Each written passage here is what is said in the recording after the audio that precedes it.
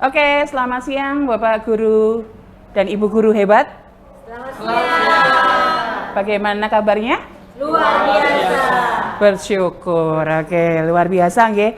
Pada kesempatan hari ini saya akan berbagi praktik baik tentang apa itu namanya disiplin positif. Ini ada sebuah tugas dari calon guru penggerak angkatan 11 Kota Surakarta.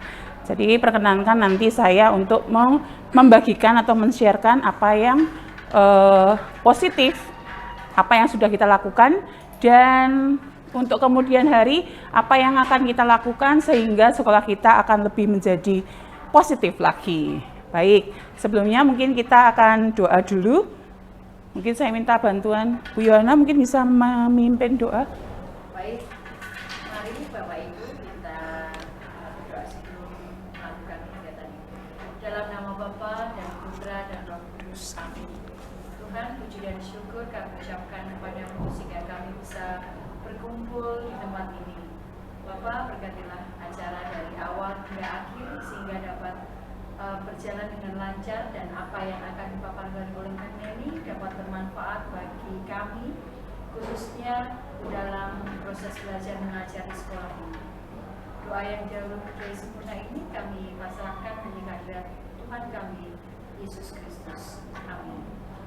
Santa Angela dan Santa Ursula, Doakanlah kami. Amin. Dalam nama Bapa dan Putra dan Roh Kudus. Amin.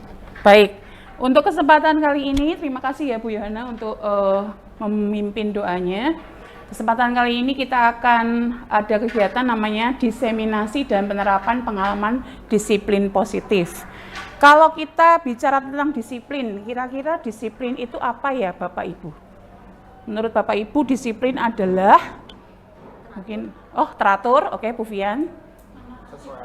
Sesuai aturan Pak David. Apa? Menaati peraturan, tertib, sikap terarah. Ya, jadi semuanya tadi tidak ada yang salah ya, semuanya benar. Jadi memang untuk image kita ketika mendengarkan sekolah Regina Pacis itu adalah sekolah yang disiplin, itu pasti yang teratur, banyak aturannya, mengekang. Kemudian anak-anak mungkin ada yang punya pemikiran kalau sekolahnya itu tidak membuat nyaman karena terlalu banyak rules atau aturan yang ada. Kita akan melihat di sini, pertama adalah tentang budaya positif di sekolah, yaitu adalah nilai atau kebiasaan ya di sekolah yang berpihak pada murid. Tujuannya apa toh? Tujuannya agar mereka dapat berkembang menjadi pribadi yang kritis, penuh hormat, dan bertanggung jawab sesuai dengan profil pelajar Pancasila. Seperti yang kita ketahui sekarang, mungkin kita sudah berjalan 3 tahun ya Bapak Ibu untuk kurikulum Merdeka. Otomatis ada beberapa penyesuaian, ada beberapa perkembangan yang tujuannya untuk membuat anak itu lebih berpihak pada murid ini. Jadi kita sebagai seorang guru bagaimana bisa memberikan pendampingan yang cukup baik sehingga anak-anak itu semuanya merasakan senang sekolah di sini. Kemudian harapannya ke depannya mereka akan mempunyai yang namanya profil pelajar Pancasila ini yang seperti yang sudah kita ketahui bersama-sama.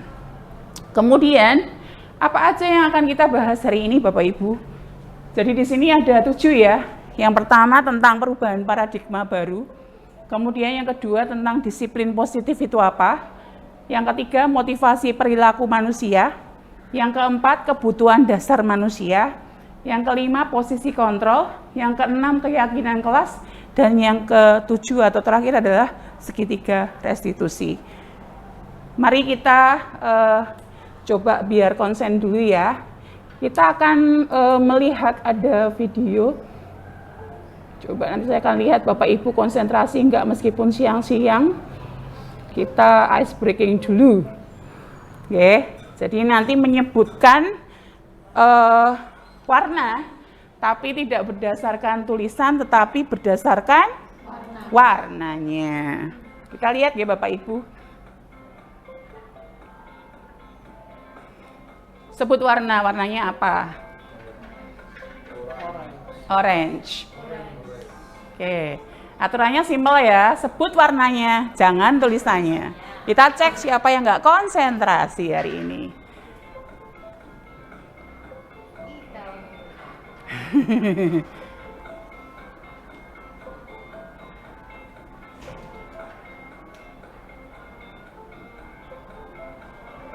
Level mudah.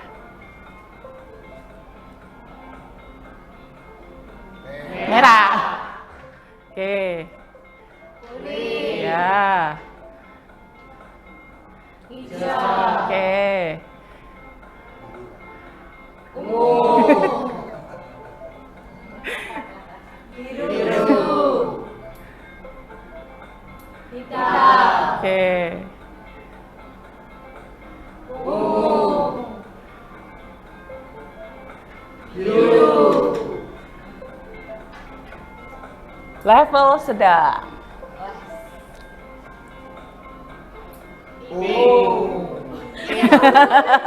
Merah. Biru.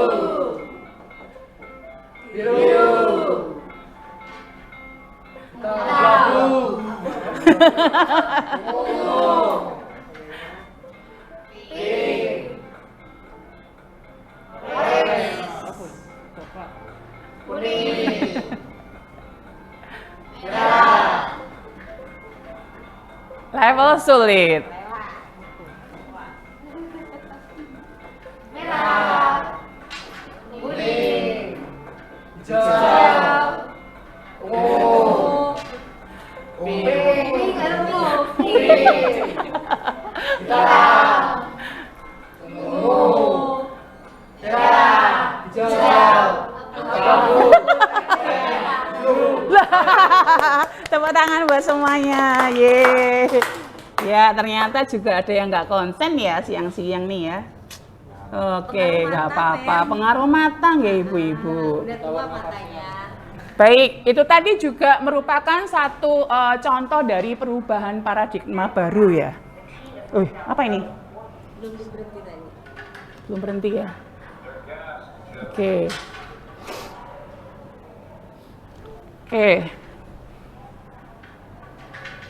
Oke, bentuk perubahan paradigma baru. Ketika kita sudah settle di satu posisi, kemudian tiba-tiba ada perubahan. Nah, ini kadang kita butuh proses untuk bisa beradaptasi. Kita akan lihat Bapak Ibu.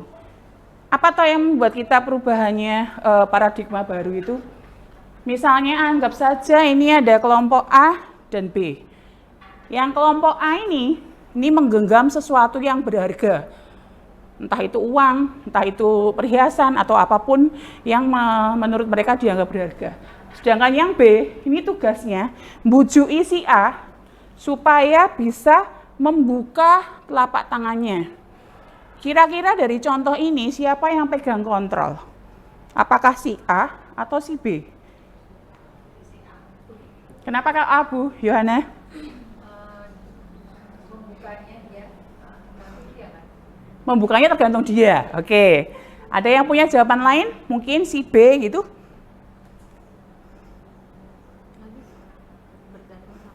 Oh, nggak bisa karena bergantung sama si A. Ada yang punya jawaban lain? Si B. Kenapa B? Jadi bagaimana si B itu membuat sebuah upaya untuk bagaimana si A mau untuk berbagi. Oh, mau untuk berbagi. Ya. Cara si B-nya itu ya. Oh, bagaimana cara si B-nya. Nah, di sini kita akan belajar yang namanya posisi kontrol ya Bapak Ibu. Kita akan lihat selanjutnya. Nah ini, yang the most important, yang paling penting adalah yang pertama adalah selama 3 tahun ini kita ada perubahan paradigma. Berpikir, mengajar, kemudian kita pun jadi guru sudah menyesuaikan. Kemarin kurikulumnya sudah enak, sekarang ganti lagi jadi K13, jadi K Merdeka, jadi K ya darurat dan seterusnya. Kita mengalami berbagai macam perubahan. Yang jelas di perubahan paradigma ini kita mengacunya ke P5 atau profil pelajar Pancasila. Ya, yang jelas kemarin tahu ya ada beriman, mandiri, bernalar kritis, berkebinekaan global, gotong royong serta kreatif. Dan ini nanti akan mempengaruhi semua sistem pendidikan yang ada di sekolah, termasuk kita pengajarannya, mendampingi siswa, hasil akhirnya siswa itu nanti akhirnya akan menjadi seperti apa. Oh, punya karakter yang apa? Yang punya ini pelajar Pancasila. Jadi kita akan lebih ke fokus untuk ini. Kemudian di sini untuk P5 itu berorientasi pada penguatan potensi dan pengembangan karakter yang sesuai dengan profil pelajar Pancasila. Mungkin sebenarnya di pendidikan yang sudah kita sebenarnya sudah menerapkan.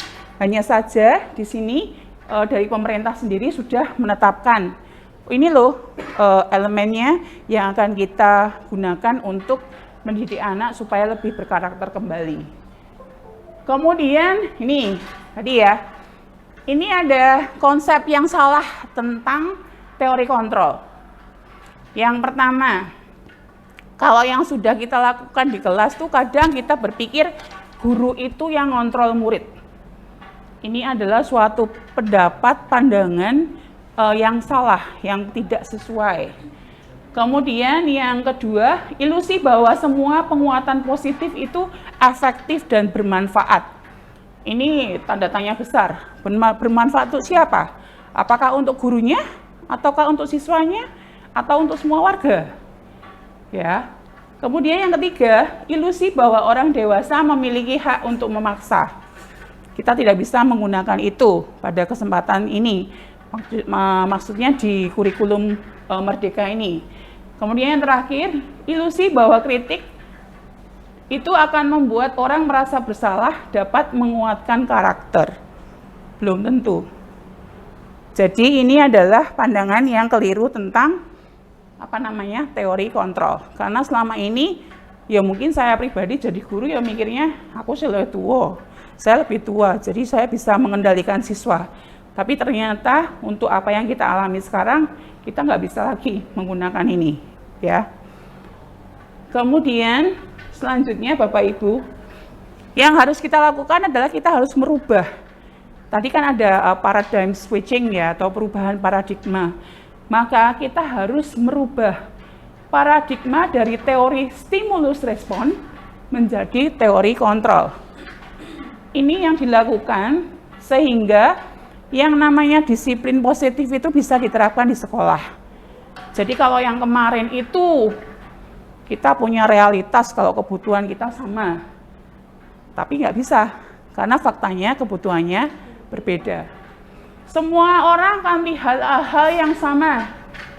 Semua orang punya pandangan, pendapat masing-masing. Jadi kita nggak bisa untuk mengendalikan siswa. Kita mencoba mengubah orang agar berpandangan sama. Tidak bisa kita lakukan.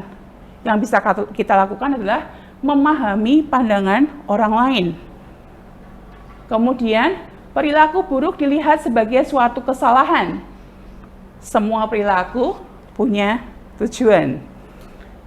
Orang lain bisa ngontrol saya. Faktanya, yang mengontrol diri Anda sendiri. Saya bisa mengontrol orang lain? Nggak bisa. Jadi kalau kita mau merubah seseorang, kita nggak bisa memaksa mereka untuk menjadi seseorang yang kita inginkan.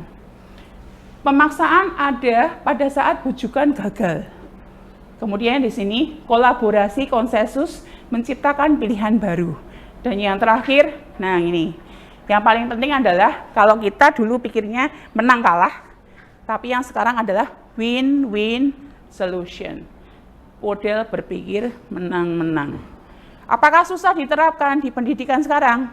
Iya, susah ya, mengingat anak-anak kita beda-beda. Bapak Ibu guru juga mungkin pemahamannya tentang ini juga tidak bisa sama. Jadi kita memang butuh kesepakatan untuk semuanya bisa bergerak dengan baik sehingga disiplin positif bisa tercipta di sekolahan.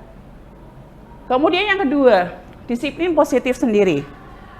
Ya, sekolah itu memang hendaknya mendukung semua kegiatan yang bisa mengarahkan ke disiplin positif itu sendiri. Kemudian kalau tadi saya di awal bertanya, disiplin itu apa Bapak Ibu? Segala sesuatu yang dilakukan seseorang pada orang lain untuk mendapatkan kepatuhan. Misalnya, saya beli sesuatu di Indomaret nih, naik motor, cuma 5 menit tok. Saya nggak pakai helm. Nah ini kira-kira apakah saya patuh? Tidak. Kenapa? Tidak patuh. Aturannya kan pakai helm kalau menggunakan kendaraan bermotor. Meskipun jarak tempuhnya hanya 5 menit dari rumah. Nah itu yang kita harapkan nanti bisa disepakati bareng-bareng ya. Kemudian, apakah disiplin itu hanya bisa dicapai dengan hukuman? Tidak juga. Karena memberikan hukuman itu bukan merupakan solusi yang positif. Sehingga yang kita lakukan sekarang itu berbeda. Mungkin kalau mendampingi anak dulu, ya antara kamu benar salah, ya tahu Bu Nila, benar salah. Tapi sekarang kita harus menggali lebih dalam lagi. Kenapa kok sampai kamu melakukan itu? Alasannya apa? Kemudian kita juga sebagai guru tidak boleh langsung kamu salah. Tapi membuat anak itu, mengajak anak untuk bisa berpikir apakah tindakan yang dia lakukan itu sesuai atau tidak. Nah ini, menurut Diane Gosen, ya, yang namanya disiplin itu artinya belajar. Lah kok belajar? Iya, maksudnya adalah disiplin diri yang memiliki motivasi internal. Jadi harapannya ketika seseorang itu melakukan suatu kesalahan, ya harusnya ya dia minta maaf ya dari inisiatifnya dia sendiri. Bukan karena dipaksa guru untuk mengaku atau dibujuk guru untuk bisa mengakui supaya masalahnya selesai. Jadi kalau anak-anak itu punya kasus masuk ke BK, itu opsinya 2. Mereka jujur itu karena mungkin 1, tidak kesuwen gitu. Kelamaan ini berbelit-belit sama Bu Fian nanti mah repot mahan, urusannya panjang. Jadi anak mereka itu tidak mempunyai niat dari dalam untuk mengakui bahwa apa yang dia lakukan salah. Tapi hanya takut kalau nanti Bu Fian malah memperpanjang masalah. Bisa jadi, ya kan? Biar cepat prosesnya, cepat keluar, cepat yang lainnya. Itu faktanya seperti itu. Kemudian tujuannya apa toh?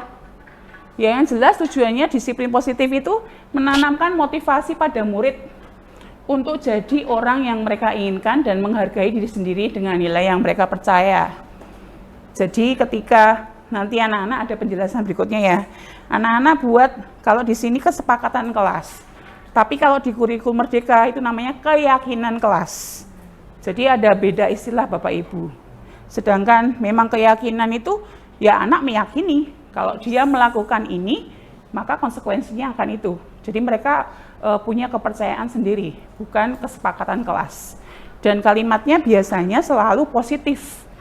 Misalnya kalau yang sekarang jangan lupa bayar uang kas. Nah itu kalimatnya dirubah kalau di keyakinan kelas.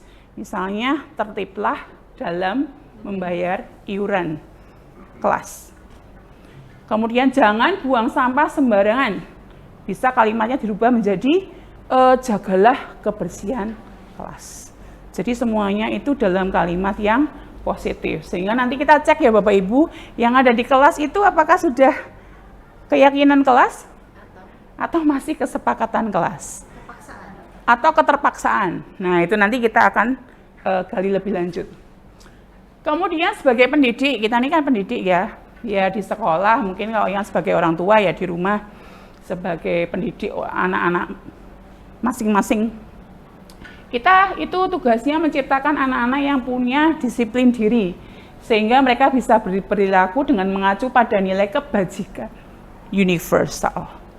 Lah, kebajikan universal ini istilahnya sama dengan nilai-nilai yang baik yang di Indonesia yang sudah dibuatkan atau diformulasikan oleh pemerintah, ya P5 itu dianggap sebagai nilai universal, kebajikan universal. dan memiliki motivasi intrinsik bukan ekstrinsik. Semua harus berasal dari dalam. Aku pengen berubah ya karena aku pengen dari dalam, bukan karena dorongan atau dukungan atau hasutan atau yang dari luar, tapi memang dari dalam. Kemudian kalau kita lihat, apa tahu hubungannya disiplin positif dengan pelaksanaan pembelajaran yang berpihak pada murid? Di sebelah sana itu ada disiplin positif. Apa saja? P5 jelas. Kemudian yang mendukung ini, sekolah yang aman, nyaman, menyenangkan. Ketika anak-anak itu bersekolah di tempat yang aman, nyaman, dan menyenangkan, saya yakin yang namanya budaya positif, disiplin positif itu akan terbangun dengan sendirinya. Karena anak sudah merasa nyaman, merasa aman, merasa senang, otomatis mereka selalu berpikiran yang positif. Harapannya seperti itu. Kalaupun ada kasus sana 1-2 ya mungkin karena faktor anaknya saja. Kemudian apa itu motivasi perilaku manusia? Motivasi perilaku manusia, ini tadi hubungannya sama nilai kebajikan Bapak Ibu. Jadi ada 7.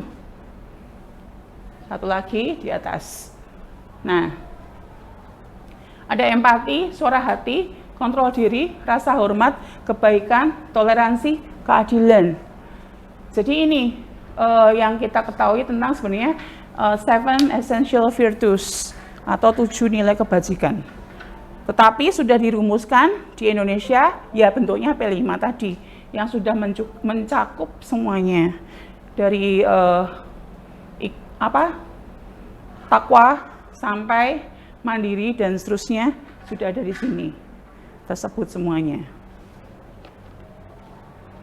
Kemudian yang perlu kita ketahui adalah apa toh sebenarnya menjadi kebutuhan dasar manusia. Seorang anak itu mereka tuh punya 5. Yang pertama, bertahan hidup. Yang namanya manusia kan harus survive nih. Kita aja yang dewasa juga harus bisa bertahan hidup. Kemudian yang kedua, ini nggak bisa dipungkiri ya Bapak Ibu, kasih sayang. Kasih sayang dan diterima. Jadi kadang mungkin 2 ini kita juga merupakan suatu faktor di mana anak itu bisa punya masalah sama temennya, sama gurunya, sama lingkungan sekolahnya. Ya mungkin karena di rumah dia nggak punya perhatian lebih atau tidak mendapatkan kasih sayang dan diterima. Kemudian yang ketiga nih, power, kekuasaan. Ini kita nggak bisa hilangkan karena memang ini salah satu kebutuhan dasar manusia. Yang keempat, freedom atau kebebasan. Dan yang terakhir adalah fun. Jadi apabila nih ada anak di kelas misalnya pelajaran BK, tidak memperhatikan gurunya, kira-kira anak ini kalau pelajaran tuh gurunya ngomong terus anaknya gambar sendiri. Dia kepengen mendengarkan, tapi ya tidak memperhatikan dengan sungguh. Kira-kira dari anak ini sebenarnya dia membutuhkan apa sih? Butuh ditegur, butuh disapa, butuh ditanya, kamu kenapa toh kok tidak memperhatikan saya? Jadi di sini kadang kemungkinan di rumah dia tidak mendapatkan ini kasih sayang, makanya caper. Ya Bapak Ibu, benar kan kalau di kelas seperti itu? Pak David juga begitu ya. Ya terkadang seperti itu nggih Bapak Ibu. Kemudian misalnya nih pelajaran bahasa Inggris nih, ya toh. Yuk anak-anak kita mau ini ada tugas. Kelompoknya gimana? Memneni yang tentuin atau kalian bebas? Ketika saya sebut memneni tentuin, tahu sendiri Bapak Ibu wajahnya seperti apa? Ya, kok ditentuin gurunya? Kenapa nggak milih sendiri? Nah itu faktanya. Jadi mereka juga butuh kebebasan. Tapi bukan berarti kita langsung lepas gitu ya. Kita masih dalam kendalinya masih tetap di kita. Jadi kita masih bisa punya keputusan, oke, ini harus kelompok, oke, ini harus sendiri, atau kamu boleh pilih teman. Seperti itu. Kemudian kesenangan. Nah ini contohnya apa ya kalau kesenangan kira-kira? Nah, antara apa? Memain apa? Misalnya dia suruh pilih antara main games atau ngerjain PR. Pastilah mereka games. Makanya kita sebagai guru juga paling tidak kalau memberikan PR atau tugas ya yang relate sama games, sehingga anak-anak juga akan lebih antusias untuk mengerjakan. Gamification penting karena mereka tuh pengennya fun, bukan pengen yang susah, bukan pengen yang mikirnya banyak, tapi pengennya yang fun. Kemudian kita akan lihat Bapak Ibu. Nah ini, sebagai seorang guru, kira-kira Bapak Ibu lebih sering mana nih? Jadi penghukum, sana push up 100 kali, keliling lapangan 10 kali misalnya. Kemudian ini, pembuat merasa bersalah, kamu toh yang salah. Siapa kuwi? Ayo. Kemudian apakah sebagai teman nih, kita ngobrolnya sebagai teman, atau sebagai pemantau, atau sebagai manajer? Manajernya gimana, Mak? Kalau manajer tuh lebih, apa ya Bu? Kayak kita lebih memberikan space buat dia untuk berpikir mana yang baik, mana yang enggak, terus kemudian kita hanya sekedar ya mengarahkan. Fasilitator gitu? Iya, seperti itu. Kira-kira Bapak Ibu sering yang mana nih? Gak kerjain PR, keluar. Ya, itu yang sering ya. Kadang kalau kita ya masalahnya juga manusia itu kadang merasa jenuh. Mungkin pas itu baru banyak kerjaan ya toh. Kemudian dilala anaknya ya kuwi meneh sik ora gara PR ya toh. Akhirnya yang keluar cuma ayo sana, keluar. Terus kita jadi ini, ketika kita meminta anak untuk mengerjakan di luar, apakah itu merupakan bentuk hukuman yang efektif sebenarnya? Membuat dia lebih disiplin atau tidak? Enggak. Kalau dari matematika gimana Bu? Bu Yohana lebih sering jadi yang mana nih? Pemantau. Wah, pemantau. Contohnya Bu? Contohnya kalau saya, setelah saya kasih contoh soal-soal, mungkin saya beri latihan soal, nah saya pantau, dia ngerti nggak yang saya terangkan tadi. Nah, dari pemantauan ini saya juga menerapkan saling berdiskusi. Jadi tutor sebaya. Oh, tutor sebaya. Oh ya. Oh, berarti satu anak sudah ngerti, dia bisa ngajarin teman yang lain. Oke. Kalau dari mapel lain, ada yang mau berbagi mungkin? Kalau Pak David dulu, OR gimana Pak? Penghukum. Penghukum contohnya apa Pak David? Bicara kotor, pusat. Oh gitu. Kemudian apakah itu memberikan efek jera pada anak atau anak masih mengulangi lagi? Masih mengulangi lagi kebiasaan. Berarti efektif tidak? Enggak. Kemudian yang lainnya dari BK mungkin ada 1, 2 orang. Jadi yang betul yang mana? Ya, tidak ada yang betul, tidak ada yang salah Bu. Jadi memang kita ketika menghadapi anak itu kan anak tipikalnya macam-macam nih. Ada yang modelnya diajak ngomong aja udah paham. Mungkin kita hanya sekedar ini, ya kan?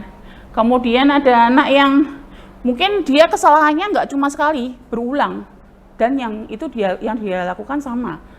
Berarti kita juga butuh yang jadi pemantau. Kadang kalau nggak bisa cerita, aku mau sama Pak Santo atau Bu Nila aja. Berarti mereka sebagai teman, gitu. Karena kan mungkin guru lain nggak ada yang dipercaya nih sama si anak ini. Kemudian kita kadang juga harus ini, lah nek ndablek tenan Bu. Nggak tahu salahmu apa? Nggak apa-apa. Tadi ada satu anak di kelas itu, dia ngerjakan tugas, mungkin dia mengelabui gurunya karena tahu kalau saya minusnya banyak ya, 10,5. Dipikir ngirim tugas, itu saya nggak ngecek. Kemudian dilala atau tak buka, zret. Sebagian itu bahasa Inggris Bapak Ibu. Di tengah-tengah bahasa Indonesia dan dia ambilnya dari ChatGPT. Oh, tak uplek-uplek anaknya. Kamu tahu kesalahannya apa? Enggak ini. Sini kamu. Wes langsung emosi itu. Sini kamu. Mana HP-nya? Tunjukin. Iki bahasa apa le? Indonesia. WeChat GPT le, lah kok menehi tahu? Iya tahu, bintang-bintangmu ndak mbok ilangin. Kadang untuk anak yang benar-benar super ndablek gitu Bu. Jadi emang kita perlu ini. Jadi tergantung situasi. Tergantung situasinya juga. Tapi kalau bisa ya kita usahakan kalau misalnya levelnya dia usia agak tinggi, misalnya SMA, biasanya kita di sini bisa jalan. Tapi kalau misalnya anak-anak TK ramudeng itu tadi ya mungkin kita harus menerapkan yang lainnya. Hanya saja mungkin bentuknya beda, cara mendekatinya beda. Enggak langsung dihukum gitu enggak, tapi bentuknya beda Bapak Ibu. Saya mau tanya, itu kan Oke. posisi kontrol restitusi. Posisi kontrol restitusi itu Guru sebagai apa? maksudnya posisi kontrol restitusi. Kontrol. Jadi guru kan sebagai Restitusi kan mengurangi atau gimana pengertiannya? Oh, ini posisi kontrol restitusi guru sebagai apa? Itu maksudnya posisi kontrol guru itu kan di kelas memegang kendali, Bu. Hanya saja kan tadi seperti yang disebutkan tadi ya, kontrolnya itu ada yang full, ada yang separuh, ada yang cuma sedikit. Kemudian restitusi ini ya ketika ada anak punya masalah tersendiri, kemudian guru itu harus bersikap seperti apa? Restitusi itu artinya apa? Pengganti. Oh, katanya restituta. Dia restituta itu istrinya Pak David. Gitu nggih? Pengganti sebagai Iya. Sebagai apa? Apakah sebagai penghukum, apakah membuat merasa bersalah teman, pemantau atau manajer? oke. Nggih. Substitusi. Iya, makanya restitusi kan pengurangan. Iya. Dalam ini. Oke, baik. Kemudian yang selanjutnya adalah tentang keyakinan kelas.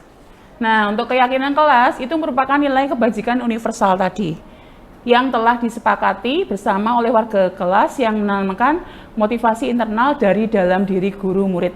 Jadi yang langkah pertama ketika mau membuat ini, anak itu dibagi kayak kertas gitu. Kira-kira kamu mau buat apa?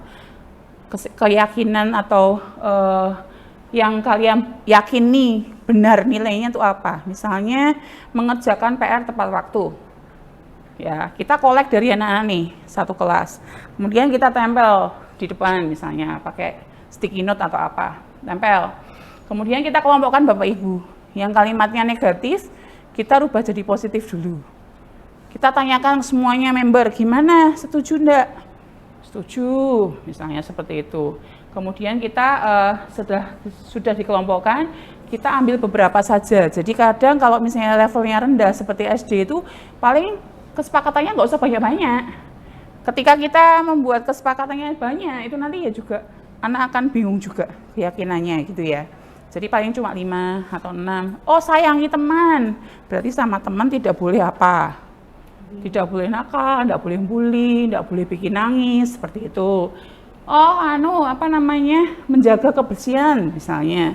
Berarti kelasnya harus bersih, harus tertib, harus misalnya piket itu sesuai dengan jadwal dan seterusnya.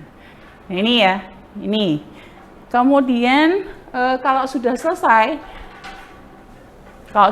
nanti ditulis, bisa pakai kanva seperti itu, ditempel di kelas masing-masing. Dan ini nanti dijalankan setiap harinya, kita selalu mengingatkan ke anak-anak. Misalnya mereka satu hari itu buat masalah nih, kemudian ditanya, ayo kamu kira-kira melanggar keyakinan kelas yang mana? Oh, saya udah jahat sama teman, membuli misalnya. Saya nggak sayang sama teman. Jadi itu disebutkan di sana ketika pendampingan. Sifatnya lebih abstrak, bisa berupa pertanyaan universal. Kemudian bentuknya pernyataannya positif, harus positif. Sedikit aja supaya mudah diingat, sesuaikan kondisi kelas sehingga mudah diterapkan. Dan ini melibatkan semua warga kelas. Yang terakhir ditempel dan ajak anak untuk mengingat. Yes. Itu nggih. Nah, ini langkahnya ini. Nulis dulu. Kemudian kalau sudah membahas keyakinan yang telah ditulis, memilah keyakinan, merubah keyakinan, dan terakhir menyepakati keyakinan kelas. Ini untuk kelas. Nah, ini kita akan bahas lebih detail Bu Yufian tentang restitusi ya. Oke, kita akan lihat ada hukuman konsekuensi restitusi. Kalau kita ada anak lupa nggak pakai kaos olahraga, suruh keliling lapangan 10 kali. Kira-kira itu hukuman atau konsekuensi atau restitusi?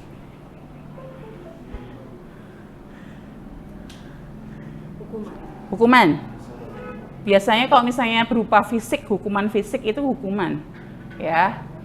Kalau misalnya ada anak punya bukunya temennya, buku perpustakaan disobek oleh anak ini, kemudian anak diminta untuk mengganti bukunya.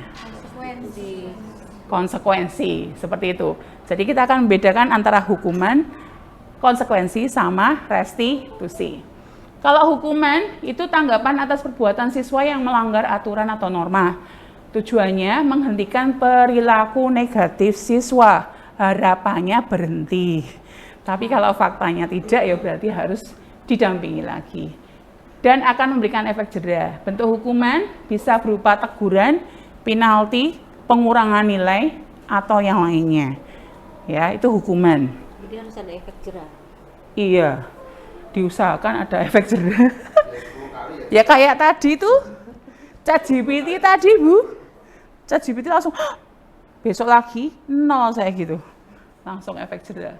Kemudian konsekuensi, hasil tindakan dilakukan oleh siswa tanpa keterlibatan guru, sifatnya logis berhubungan langsung dengan tindakan siswa. Biasanya, ini membuat siswa lebih memahami hubungan sebab akibat antara tindakan dan yang dihasilkan. Contohnya bolos. Konsekuensinya enggak boleh, ya sebenarnya boleh sih. Boleh ikut ujian, hanya saja dia nggak siap karena materinya tidak tercover atau tidak bisa dipelajari dengan maksimal. Kalau restitusi, nah ini, next. Upaya untuk memperbaiki kerugian atau kerusakan yang diakibatkan oleh tindakan siswa. Misalnya kemarin ada anak yang nendang pilar basket.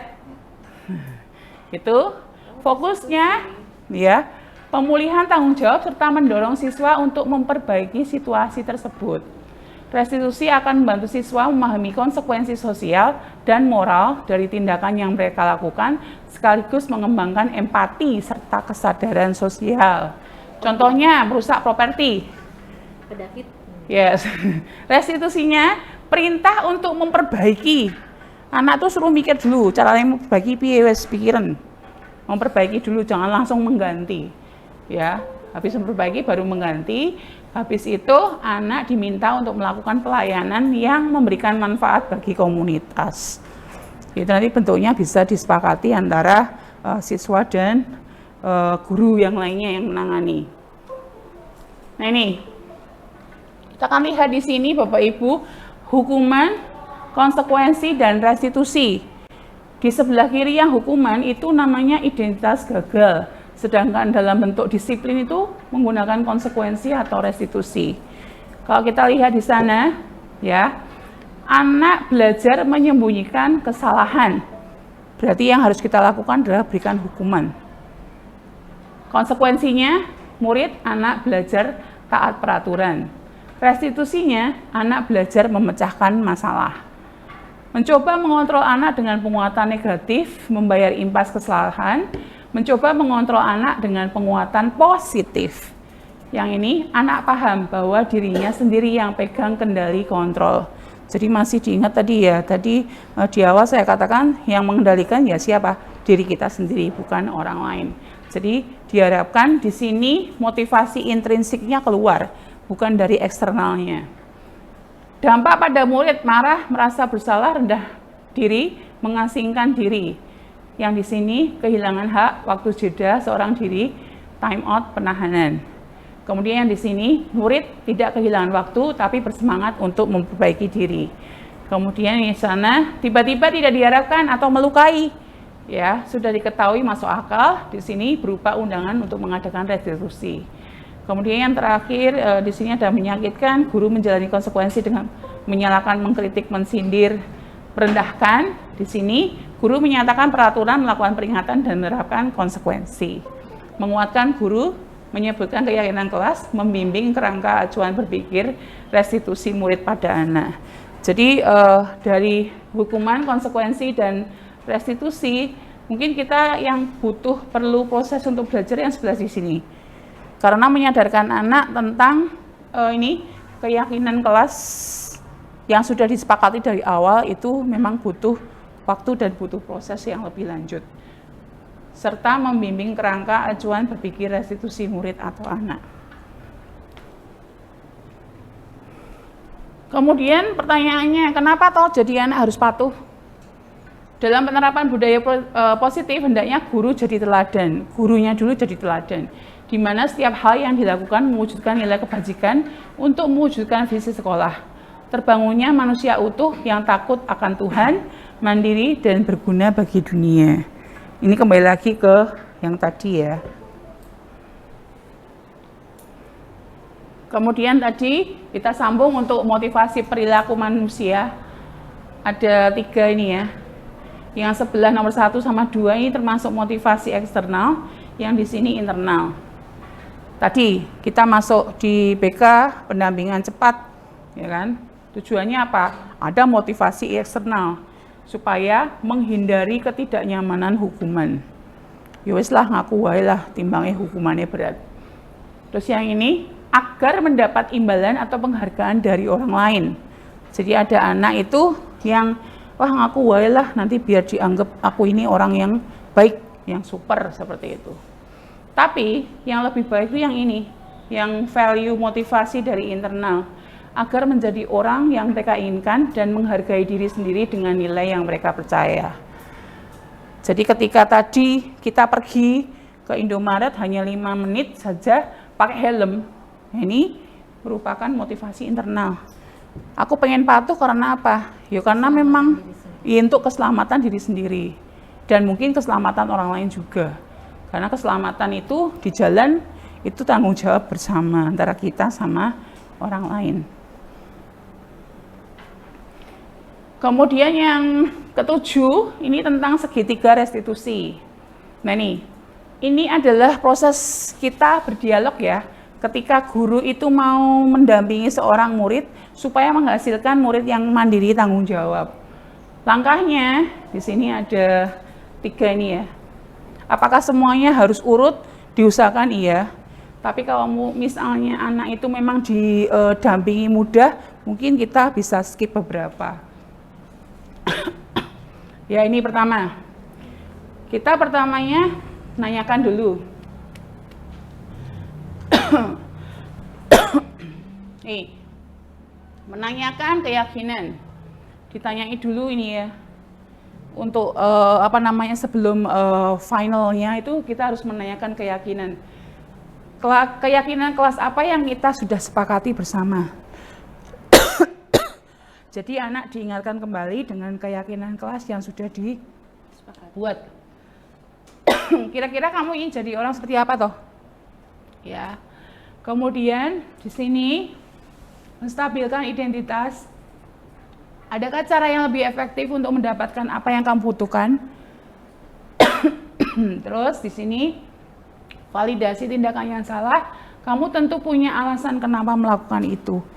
Jadi ketika anak melakukan suatu kesalahan dan dia mungkin harus didampingi secara intensif, pertama kali ya yang kita lakukan ya ini dulu ya. Tanya sih toh ngapain toh melakukan itu. Kemudian kenapa harus menyembunyikan sepatunya teman? Misalnya ada teman yang sepatunya disembunyikan sebelah. Kemudian aku pengen ini Mem karena yo lucu aja sih nyembunyiin sepatu temen itu. Lah dia sukanya juga menyembunyikan sepatu saya. Ngeprank. Pengen ngeprank. Kira-kira kalau kamu punya hasil keinginan seperti itu pengen ngeprank orang, ada nggak cara lebih efektif untuk mendapatkan yang kamu butuhkan? Terus dia akan mikir ulang, iya caranya ya. Nah setelah itu, nih loh keyakinannya apa sih yang dilanggar? Berarti kamu nggak sayang dong sama temenmu, sampai sepatunya aja sebelah kamu sembunyiin. Kemudian yang terakhir, kamu kalau misalnya jadi anak tukang prank terus, besok tuh pengen jadi apa toh? Jadi kita menggali dari anak sendiri, kita tidak ngejudge anak itu langsung salah, tapi anak akan menyadari apa yang salah dalam dirinya dan apa yang harus dia perbaiki. Setelah ini semua lewat, ya bisa dong ditanyain, kira-kira habis ini kamu mau apa? Oh, mau minta maaf, Mem. Oh, salah toh? Iya. Terus nyari anaknya minta maaf. Jadi harapannya dari ini anak bisa menemukan bahwa apa yang dia lakukan itu memang salah dan sesuai dengan apa yang dia pikirkan. Jadi kita tidak banyak mengambil kontrol, posisi kontrol. Nah ini tadi. Nah ini, untuk menstabilkan identitas pertanyaan yang muncul ini. Nah, yang namanya buat salah itu wajar kok. Namanya manusia itu ya berbuat salah itu wajar. Ya. Kemudian nggak ada manusia yang sempurna. Kemudian kalau ini pernah melakukan ya bilang aja, saya udah pernah melakukan itu kok, nyembunyiin punya teman. Kemudian kalimat selanjutnya, kita bisa menyelesaikan hal ini. Terus yang ini, kalau misalnya anaknya berbelit-belit, aku nggak peduli kok, aku nggak mencari siapa yang salah. Tapi Mem Neni pengen cari solusinya apa. Jadi jangan langsung yang salah siapa, si A, si B. Kita nggak usah membuat anak memancing supaya ini loh mencari yang A yang salah atau yang B yang salah. Tapi kita cari solusinya. Kamu berhak merasa itu sakit hati dikatain sama teman. Tapi apakah kamu sedang menjadi teman yang baik buat dirimu sendiri? Nah ini. Nih. Kemudian yang selanjutnya untuk validasi kalimatnya yang bisa digunakan. Padahal kamu bisa melakukannya lebih buruk dari itu loh. Kenapa harus sembunyiin satu? Kenapa nggak dua-duanya seakan kaos kakinya sekalian? Ya kan? Kamu pasti punya alasan mengapa melakukan hal itu. Kamu patut bangga pada dirimu sendiri karena kamu telah melindungi sesuatu yang penting. Dan yang terakhir, kamu boleh mempertahankan sikap itu, tapi kamu harus menambahkan sikap yang baru. Tuh. Kemudian yang ini, yang menanyakan keyakinan, ini loh, bayangan kamu tentang kelas ideal kita seperti apa toh? Lumayan kan sudah ada keyakinan kelas. Terus sudahkah ideal apa belum? Kalau belum, kurang apa atau harus tambahnya apa? Kamu mau jadi orang seperti apa? Kemudian keyakinan mana yang belum kamu lakukan? Ini untuk menyadarkan anak ya. Kemudian yang terakhir, bagaimana kamu memperbaiki kesalahan kamu? Berdasarkan teori ini, ya toh, pada dasarnya kita termotivasi secara intrinsik, bukan ekstrinsik. Nih. Kemudian menutup, dalam penerapan budaya positif hendaknya guru jadi teladan ya. Setiap hal yang diwujudkan melalui nilai kebajikan untuk mewujudkan visi sekolah, terbangunnya manusia utuh yang takut akan Tuhan, mandiri dan berguna bagi dunia. Ya, mungkin itu saja yang bisa saya sampaikan Bapak Ibu tentang disiplin positif. Mungkin sebelumnya ada yang mau bertanya.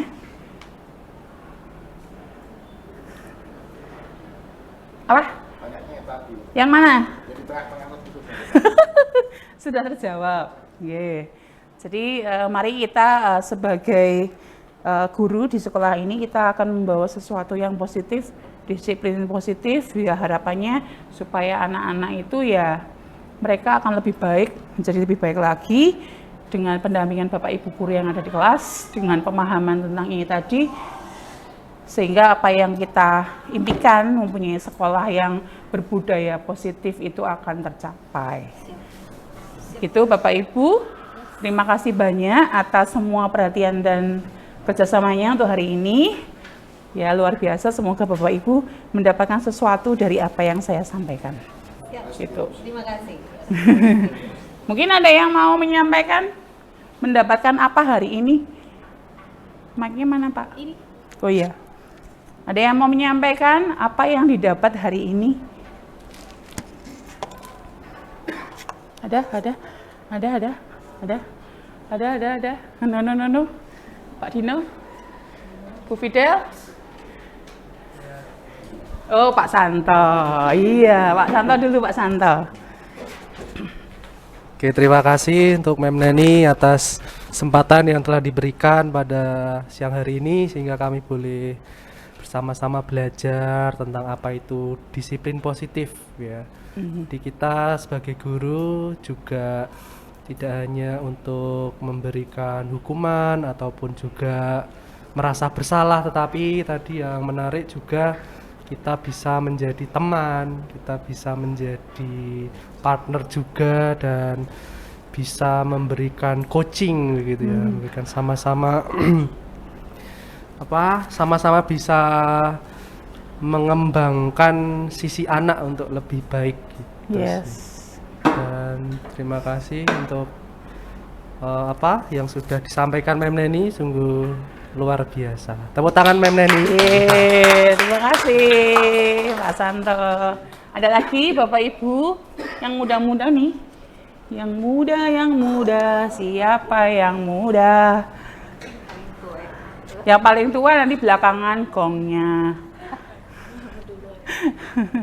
Oh, Bu Fidel. Oke, thank you Bu Fidel. Monggo. Terima kasih Mem Neni atas pemaparan disiplin positif untuk hari ini. Sepertinya saya sudah terdampak dalam budaya positif itu sendiri, karena tadi seperti Mem Neni katakan ada teori kontrol bahwa kita harus bisa mengendalikan diri sendiri dulu. Seperti itu. Agaknya saya juga menyadari bahwa kita sebagai guru tidak boleh terlalu mengekang siswa dan mengizinkan siswa untuk lebih merdeka ya, seperti kurikulum merdeka ini juga mengembangkan, menumbuhkan rasa empati antara siswa sendiri dan siswa dengan guru. Nah, budaya positif ini saya rasa juga tidak hanya untuk murid, tapi juga untuk guru dan sesama guru juga. Iya, betul. Ada lagi, monggo. Boleh loh. Oh, yang paling tua katanya. Oh, Bu Yohana. Enggak. Oh, sudah. Bu Fian. Bu Nila. Oh, Pak David. Enggak, saya mau harus depan aja. Bu Nila, ada sesuatu yang sampaikan? Tidak ada. Bu Reta? No? No or yes? Terima kasih Mem Neni. Saya mau sharing aja. Ternyata yang saya lakukan kemarin di kelas tuh salah satu dari menerapkan ini. Saya tuh awalnya merasa ragu, oh ini yang saya lakukan bener apa enggak ya. Kemarin itu di kelas ada yang ngerusak layar proyektor. Terus saya tuh bingung, ini mau saya hukum atau saya suruh cari solusinya. Akhirnya saya bilang ini dibenerin dulu aja. Akhirnya mereka semua satu kelas itu tuh nyari solusi untuk membenarkan layar LCD-nya. Jadi ternyata oh iya ya, yang saya nggak menghukum tapi mereka bisa cari solusinya sendiri. Terima kasih sharingnya. Ada lagi yang masih junior? Tidak ada? Cukup, baik, cukup. Terima kasih Bapak Ibu atas kehadirannya hari ini. Mungkin bisa Mafian bantu ya, tutup doa. Baik, Bapak dan Ibu, mari kita tutup kegiatan kita hari ini dengan doa dalam nama Bapa dan Putra dan Roh Kudus. Amin. Selamat siang Bapak, kami mengucap syukur untuk pendampinganmu selama proses belajar kami bersama dengan Mem Neni sebagai calon guru penggerak. Terima kasih atas penyertaanmu dan semoga apa yang disampaikan menjadi inspirasi dan kekuatan baru bagi kami untuk mendampingi putra-putri yang dipercayakan kepada kami di sekolah ini. Bapak, sebentar lagi kami akan kembali ke rumah masing-masing dan melanjutkan tugas dan kewajiban kami selanjutnya. Kiranya Engkau berkenan menyertai kami dan memberkati kami, serta memberikan damai sejahtera kepada kami semua. Kemuliaan pada Bapa dan Putra dan Roh Kudus, Seperti pada permulaan, sekarang, selalu, dan sepanjang segala abad. Amin. Dalam nama Bapa dan Putra dan Roh Kudus. Terima kasih Bapak Ibu. Terima kasih.